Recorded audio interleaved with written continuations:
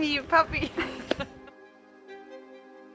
Ich bin Pia und ich bin Landschaftsfotografin und Naturfotografin aus dem Chiemgau.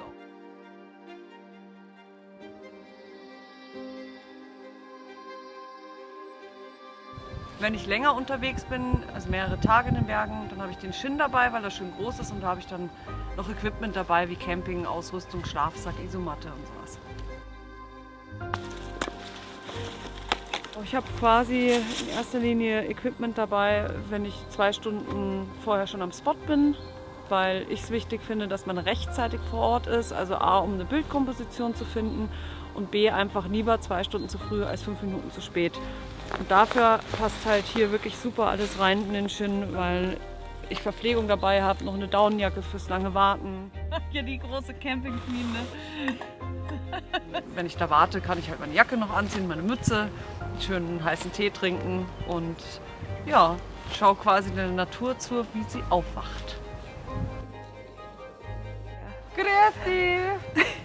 Servus! Hier habe ich entweder Notebook drin oder ein Sonnenschutz-Ding, wenn die Sonne von der Seite kommt, dass es halt nicht blendet. Ich lasse auch immer eine Speicherkarte im Rucksack, weil es mir auch schon passiert ist. Ich bin losgegangen und habe mein kleines Speicherkartenetui zu Hause vergessen. Dachte mir, oh nein, ich habe keine Speicherkarte dabei. Also ich lasse immer 1, 2 Karten im Rucksack. Und Wüstenkeks. Dann habe ich hier, das ist so mein Reinigungskit. Da habe ich dann nochmal 2 Akkus drin. Da habe ich nochmal einen. Und da habe ich dann nochmal so eine Ersatzfernbedienung drin. Dann Kartenlesegerät. Dann habe ich hier oben natürlich noch eine Daunenjacke. Und in diesem Cell-Kit mein Campingzeug. Also Campingkocher, Gasflasche.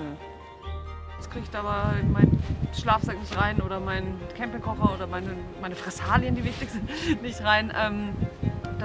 Die Sorge habe ich da sicher nicht. Er nimmt sich ja nichts. Also wenn er nicht ganz voll ist, ist ja auch wurscht. Aber den Platz, den du hast, wenn du sagst, Mensch, jetzt musst du doch noch deinen Schlafsack einpacken, dann hast du den Platz. Ne?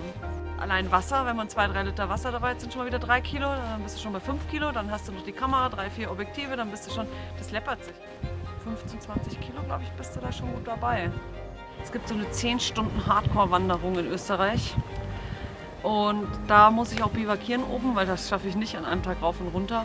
Und da nehme ich den auf jeden Fall mit. Und da Zelt und Isomatte und halt das ganze Trinken, Verpflegung, Equipment. Dafür ist natürlich der halt schon cool.